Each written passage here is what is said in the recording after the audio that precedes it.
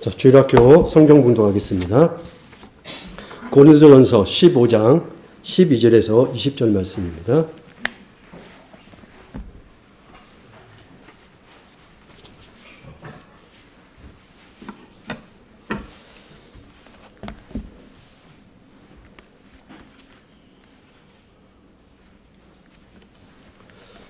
그리스도께서 죽은 자들 가운데 다시 살아나셨다고 우리가 전파하는데 여러분 중에서 죽은 자들의 부활이 없다고 말하는 사람이 있는 것은 어찌 된 일입니까?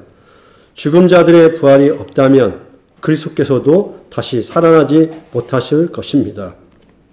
그리고 그리스도께서 다시 살아나지 못하셨다면 우리가 전파한 복음도 헛되며 여러분의 믿음도 헛될 것입니다. 그뿐만 아닙니다. 우리도 하나님께서 그리스도를 다시 살리셨다고 그분에 대해 증언했으니 하나님에 대해 거짓 증언한 사람들로 판명이 될 것입니다. 죽은 자들이 다시 살아나지 못한다면 하나님께서 그리스도를 다시 살리지 않았을 것입니다. 참으로 죽은 자들이 다시 살아나는 일이 없다면 그리스도께서도 다시 살아나지 못했을 것입니다. 그리고 그리스도께서 살아나지 않으셨다면 믿음도 공한 것이 될 뿐더러 여러분은 여전히 죄 가운데 있을 것입니다. 그렇게 되면 그리스도를 믿다가 죽은 사람들도 멸망했을 것입니다. 우리가 그리스도 안에서 소망하는 것이 이 세상 삶에 그친다면 우리는 이 세상 어느 누구보다도 불쌍한 사람들일 것입니다. 그러나 이제 그리스도께서 죽은 자들 가운데서 다시 살아나 잠자는 자들의 첫 열매가 되셨습니다. 아멘. 자, 오늘 주일학교 설교 말씀 제목은 부활은 새 시작을 향하 이끄는 약속입니다라는 제목입니다. 자, 오늘 우리 주일학교 어린이들 오늘 무슨 날이에요? 교회 절기 가운데 부활주일이죠? 제 질문이 어려운 질문을 한 것 같은 질문처럼 보여지네요. 자, 오늘 새벽에 어떤 의미에서 2000년 전에 무슨 일이 일어났기에 오늘날 기독교는 2000년이라는 시간을 지내오면서까지 이날을 기억하고 마치 이날이 없으면 기독교가 존재하지 않은 것처럼 생각을 하고 있는가? 오늘 그걸 좀 보려고 합니다. 그런데 죽었다가 살아난다는 것은 우리가 지금 단순히 쉽게 이야기하는 것 같지만 현실적으로 불가능하죠? 우리가 아까 공과 공부할 때 이미 많은 이야기를 했지만은 누군가가 죽었다 살아났다. 그럼 그걸 우리가 당연히 받아들이고 그렇지 라고 생각하냐는 거예요. 누군가가 그렇게 이야기하면 왜 불가능한 이야기를 할까라고 생각하겠죠. 그래서 우리는 지금 우리가 믿는 예수님은 옛날에 사셨다가 어느 시기에 죽은 그냥 위대한 선생님이야라고 믿는 것이 아니란 말이에요. 또 죽음에서 부활하신 그 주님을 믿는 우리가 단순히 과거에 열심히 사셨다가 죽어서 무덤 속에 들어가서 부패해서 뼈만 남아서 근데 그 뼈가 특별해서 그 뼈를 만지면 지금 살아있는 21세기에 우리가 뭐 병을 고침받는다든지 어떤 신비한 어떤 효험 좋은 그런 능력을 받아서 그분을 믿는 게 아니란 말이에요. 우리는 성경에서 가르쳐 준 대로 이야기하는 대로 성경에서 그 역사적 사실로 이야기하는 실제 죽으셨고 완벽하게 죽으셨고 왜? 사람이었기 때문에. 예수님은 사람이었기 때문에 완전한 죽음을 맞이하신 분이에요. 그런데 사람으로서 완전한 죽음을 맞이하신 그분이 살아났다.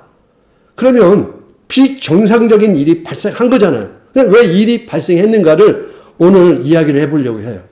자, 지금 제가 여기에 줄을 하나 걸었어요.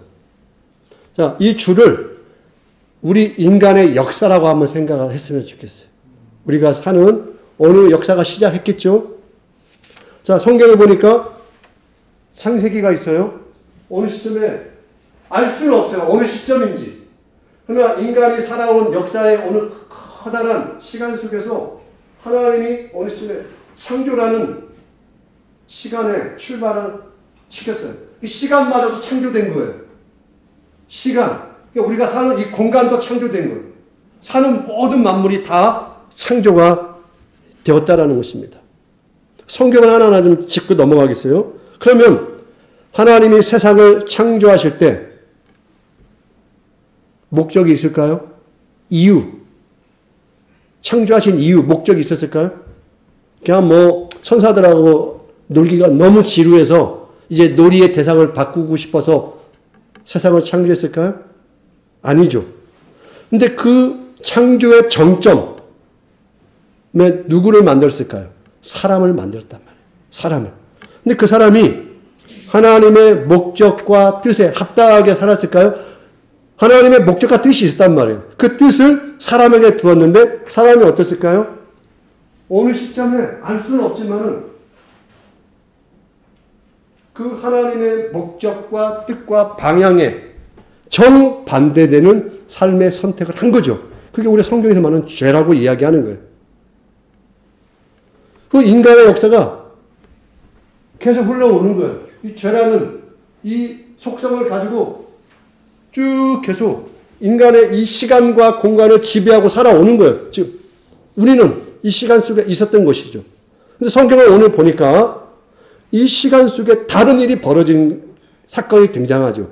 그게 그 결정적인 게 우리가 성경 속에서 예수 그리스도의 십자가의 죽음을 만나게 되는 거죠.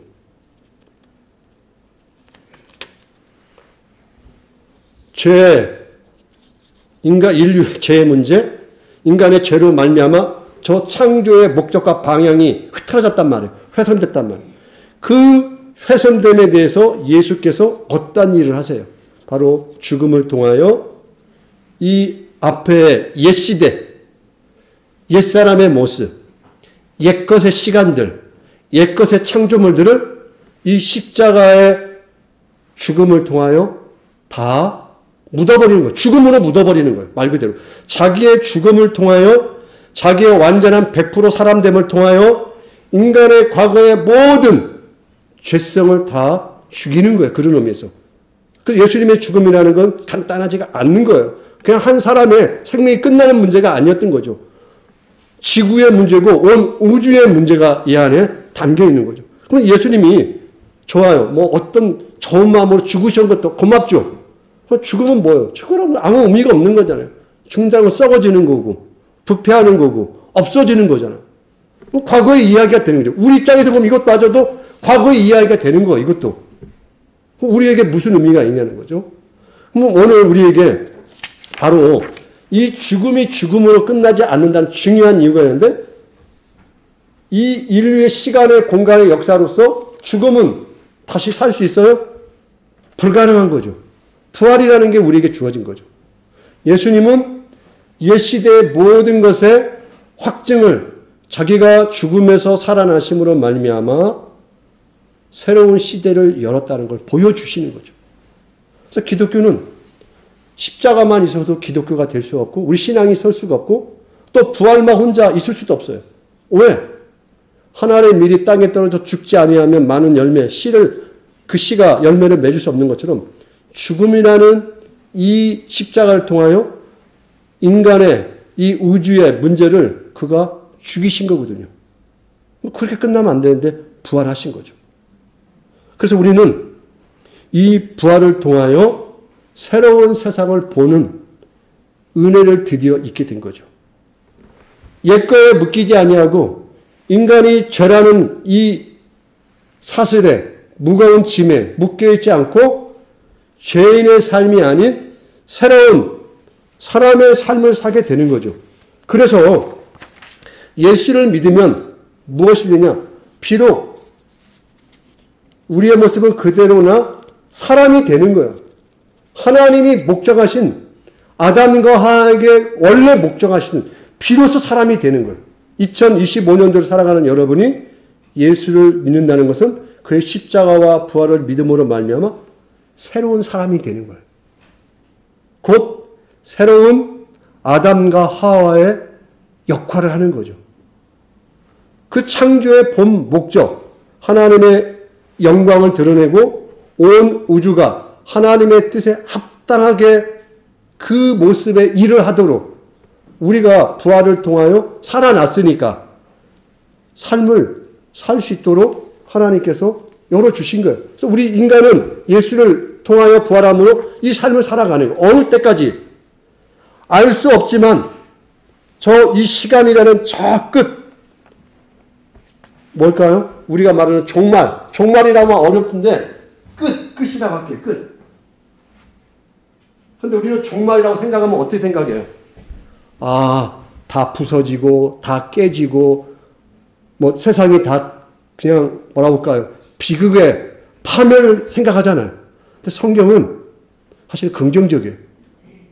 부활을 경험한 자들은, 부활로 새 세상을 시작한 하나님은 세상을 그냥 부시고 깨부셔서 끝내는 게 아니라 하나님은 세상을, 종말이란 말은 성경에서 완성한다는 뜻이에요. 우리는 내일 예수님 오면 막 두렵잖아요. 혹시 나 그동안 한 게 워낙 잘못한 게 많아서 지옥 가면 어떡할까 생각하는데 그렇지 않아요. 우리는 부활을 통하여 저 약속을 받은 거죠. 종말이란 말이 부정의 말이 아니라 네가 비로소 아담과 하와에게 내가 두었던 뜻을 완성하겠다 라는 약속의 말이에요. 그러니까 주님이 내일 오신다고 하면 두려워할 필요 하나도 없어요. 주님을 통하여 나의 약점, 부족함, 연약함이 온전히 회복되는구나. 그래서 우리는 종말을 통하여 뭘 하게 되면 새로운 시작을 하게 됩니다.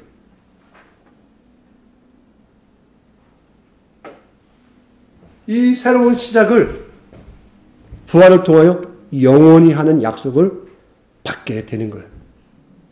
그래서 우리는 부활을 새 시작을 향하여 이끄는 약속이라고 말하는 거죠. 소망이라고 이야기하는 거죠. 이 믿음이 없으면 오늘 성경에서 이야기하는 것처럼 제일 불쌍한 사람 중에 불쌍한 사람이 예수 믿는 사람들이에요.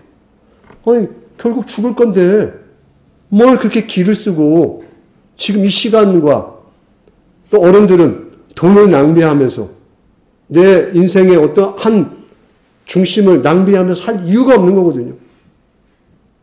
그래서 우리는 예수님의 기적이 없다면 죽음이, 악이, 저 종말에 써 있잖아요. 말 그대로 그 종말이 되는 거예요. 예수님의 부활이 없다면. 그래서 우리는 예수님의 부활이 있기 때문에 우리가 보여지는 여러 많은 슬픈 일이 있을지라도 그 사건 속에서도 저 소망을 바라볼 수 있는 거예요. 부활은 우리에게 그걸 약속하는 거예요. 그리고 부활은 죽음이 너희들의 끝이 아니다. 멸망이 너희들의 끝이 아니다. 지옥이 너희들의 끝이 아니다. 예수 그리스도의 생명 안에서 너희들은 온전히 새 사람이 될 것이다. 새 시대를 살 것이라는 것을 약속받는 거예요. 그래서 이 시간의 흐름을 지금 직선으로 표현했죠. 한 줄로. 이렇게 한 줄로. 그래서 여러분이 기억하세요. 이제 기독교 세계관을 공부할 때 기독교 역사관을 직선적 역사관이라고 표현해요. 직선적 있잖아요. 이 말은 시작을 했잖아요. 버튼을 눌렀어요. 어떤 의미에서. 버튼을 눌러서 끝이 있다라는 거예요. 근데 그 끝이란 말이 시작하고 나중에 다 멸망하고 끝나는 게 아니라 하나님이 시작하게 했으니 하나님이 완성한다는 거예요. 우리는 돌고 도는 순환을 하는 게 아니에요. 봄, 여름, 가을이 있으니까 뭐 죽었다가 살아났다가 불교에서 말하면 어떤 다른 생명체로 내가 잠시 태어났다가 언젠가 다시 내가 더 나은 사람으로 그런 걸 우리는 순환하는 신앙을 가진 게 아니에요. 하나님이 시작하게 하고 하나님이 그 과정을 이루시고 과정 속에서 우리를 새롭게 만드셔서 소망 속에서 만드는 거예요. 하나님이 새로운 우리를 저렇게 만들어 내실 거예요. 그래서 우리는 이 부활을 통하여 새 시대, 새 소망, 믿음이 날마다 새로워지는 힘을 갖게 되는 거예요.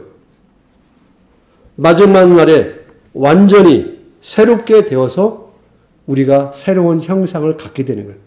그 형상이 뭐냐? 예수의 형상을 입게 되는 거죠.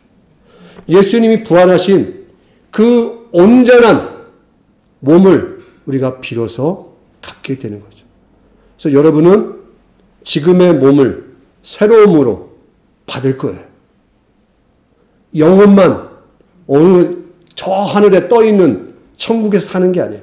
하나님 나라는 저 역사의 어느 시점에 이 땅에 올 거예요. 이 땅 속에서 여러분은 예수의 온전하심을 경험하게 될 거예요. 부활은 그걸 기념하는 거예요. 그걸 생각하는 거예요. 이 역사의 흐름은 지나가겠지만 어느 시점에 하나님께서 여러분이 하나님이 계획하셨던 그 일을 하는 존재, 아담과 하와가 실패했던 그 일을 비로소 여러분을 통해서 영원히 이루시는 하나님 나라를 그렇게 이끌어 가실 거예요. 부활을 통하여 여러분은 이 하나님의 섭리와 다스리심을 경험했으면 좋겠어요. 그리고 소망을 가졌으면 좋겠어요. 저날이 우리의 마지막 운명이라는 것을 기쁨으로 갖기를 부탁을 드립니다. 이상입니다.